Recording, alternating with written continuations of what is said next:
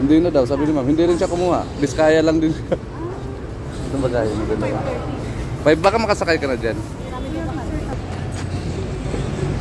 Ito rin tayo sa atin. Send mo sa akin. Magkano? Kahit magkano lang, okay lang. Okay lang, kahit magkano. Kahit magkano lang, wala problema. Dito na ako ma'am, bye-bye. Thank you.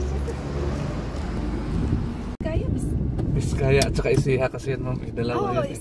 Isiha muna bago Biskaya. Kasi yung nag-recommend sa akin kay Kuya, Nueva Vizcaya. Nirecommend ako sa'yo ma'am. Naka-follow siya sa vlog mo, tapos lagi siyang nanonood sa vlog mo, then siya, sabi niya, ay nauwi ka diba, sabi niya. Ano na to si Choi 25, sabi niya. Kala ko nga po hindi magre-reply si Kuya. Ma'am, grabe din yung message niya ma'am. Talaga, kuya, within this week. Kuya, sa flight na ako. Ho? Hindi ko talaga pinansin. Sabi ko, wala ka dyan. Wala ka na mag-schedule.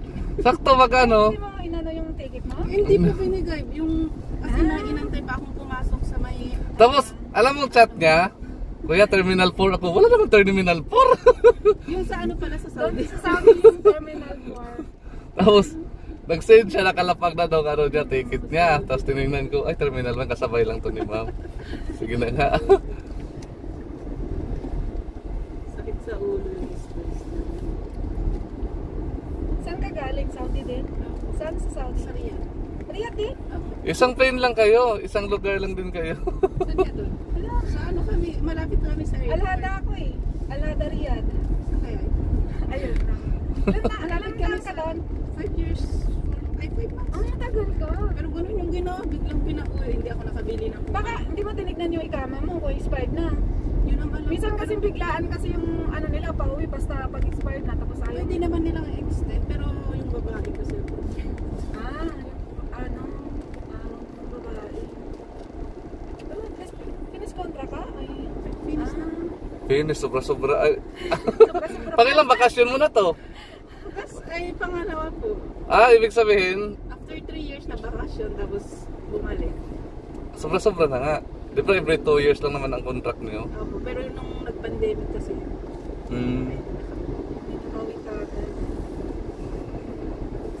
Yung pinauwi ka bigla, wala kang idea anong dahilan, no? Ang hirap. Kasi sa akin kasi, pinauwi ako. Ang choice ko naman.